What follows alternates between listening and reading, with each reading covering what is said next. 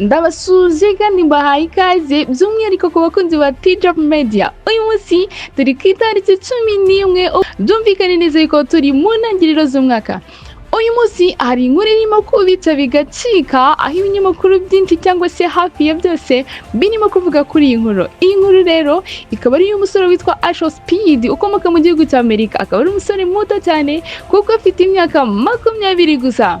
Uyu musore bikaba bivuga yuko afite amafaranga menshi cyane kubera kumenyekana mu bintu bya video game.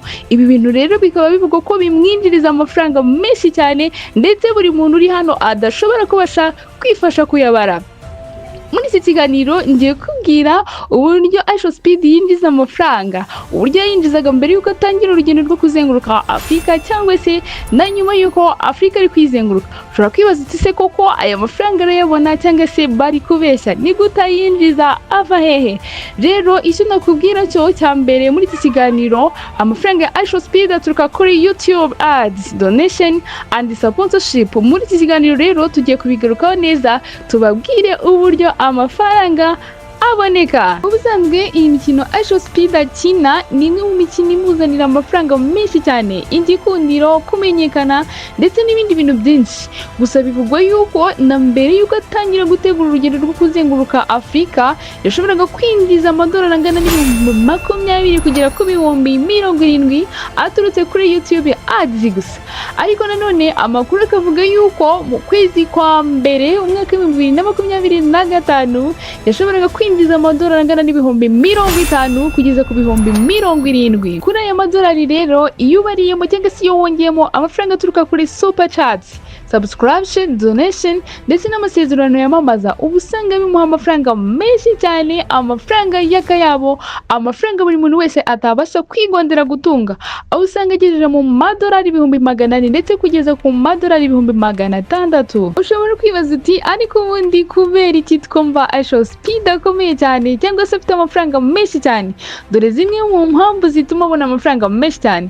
Impamvu ya mbere, abantu bakunda kureba videos kandi buri munsi abantu bareba videos, kandi iyo barebye video zawe cyangwa se undi muntu runaka, ibyo bintu biramwinjiriza kandi bimuha amafaranga menshi cyane. Ikindi, abantu bagomba kureba videos ziwe kuri streaming live. Ahangaha buri live yose akoze abafite abantu benshi bamukurikira kandi bafite amatsiko yo kureba bimwe mu byo akora. Ikindi, Ishowspeed uploadinga buri munsi cyangwa se kenshi gashoka video nshyashya ndetse n'ibindi bintu byinshi bitandukanye kugira ngo akomeze gushimisha abafana biwe. Ikindi, Ishowspeed afite abafana bakomeye cyane bashobora kumwohereza amafaranga muri super chat mu rwego rwo kumushimira mu buryo aba yabashimishije ndetse n'ibindi. Ishowspeed afite ibigo byamamaza cyangwa se amasezerano agiye atandukanye yo kwamamaza.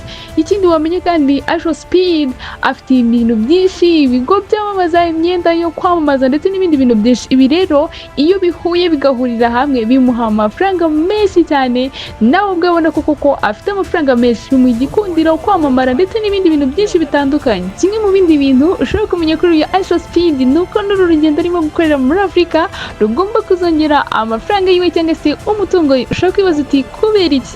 Izi mpamvu eshanu ngiye kuvuga ahangaha ndabizi neza ziragufasha kubyumva.